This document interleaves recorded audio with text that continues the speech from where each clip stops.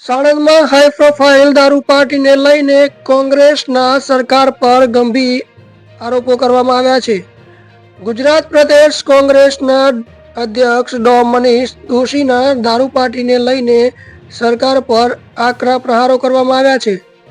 મે 25 સાથે અલગ અલગ મહેફિલો ગુજરાતમાં સામે આવી, પણ કાયદાની દ્રષ્ટિએ જોઈએ તો મહેફિલ પકડાય થોડા દિવસ 2 દિવસ સુધી પોલીસ વાતો કરે કે અમે કરી, પણ હકીકતની અંદર મોટા પાયે ચાલતો આ દારૂનો કારોબાર અને એના કારણે થતી મોટી મોટી મહેફિલો અને આ મહેફિલો સામે કડક પગલાં ન લેવાની ભાજપા સરકારની અને ખાસ કરીને ગૃહ વિભાગ જે ભ્રષ્ટાચારનો એપી સેન્ટર છે એના કારણે ગુજરાતમાં બધું ચાલી રહ્યું છે. હજી સુધી એક પણ મહેફિલની અંદર અને પકડાયેલા કરોડો રૂપિયાના દારૂના કન્ટેનરોમાં પણ ક્યાંય પણ એવું સરકાર તરફથી જાહેર કરવામાં નથી આવતું કે દારૂ ક્યાંથી આવ્યો, સપ્લાયર કોણ હતા દારૂના, આ ડ્રગ્સ ક્યાંથી આવ્યું, ડ્રગ્સના સપ્લાયર કોણ હતા.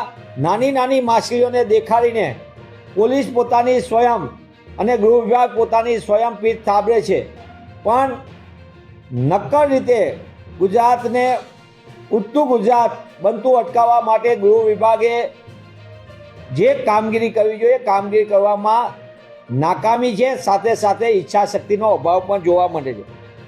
આ બાબતે પોલીસે કાર્યવાહી કરેલી છે, પરંતુ કોંગ્રેસ આરોપો છે કે નાની માછલીઓને પકડીને મોટા મગરમચ્છોને છોડી દેવામાં આવે છે. મિત્રો, તમારું આના વિશે શું કહેવું કમેન્ટમાં જરૂર જણાવજો. તમે જોઈ રહ્યા છો DM19 news digital Gujarat digital news.